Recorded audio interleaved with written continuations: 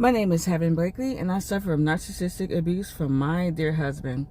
I only have 3 minutes, so let's jump right into it. I want to talk about something that I really didn't talk too much about, but I remembered before I started getting therapy and things like that for myself that my husband really was trying to get under my skin. He was really trying to just, well, he always did try to cause trauma, but he was really trying to cause trauma with me.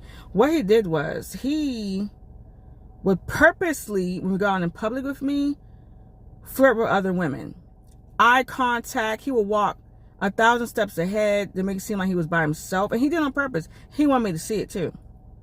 And he was stirring out other women, and they would look at him like, I'm confused, because he was standing near me, and they would look so confused, but he would just stir like he was flirting with them with eye contact right in front of me, like, yeah, trying to, like, how we would say, try to pull them, you know, right in front of me, just being very, and he did that so many times and just was cold with me, very cold with me. And I'm like, wow, this dude. And then we went to the zoo.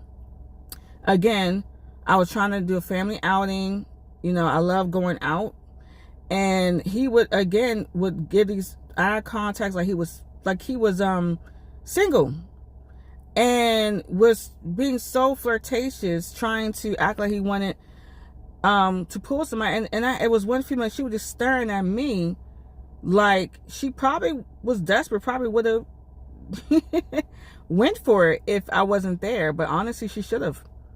She would probably take that problem away. Anyway, but those are things that he was doing and would stress me out. And another thing that would get on my nerves, and he would think, oh, you're just being jealous of the. No, he was actually really, when I mean that, it's almost like he was like, he wasn't married, he was single. And he was really flirtatious. Not every man do that. Okay, so but anyway, when I confronted him about it, he acted like it was all in my head.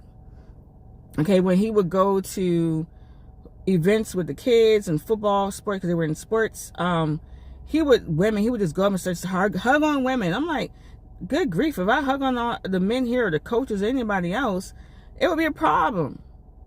It would be a problem. But I didn't.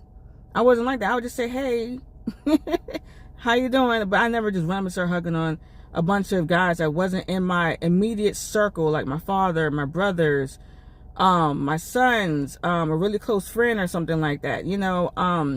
So if they weren't in that circle, then I just didn't do it. Anyway, thank you for listening.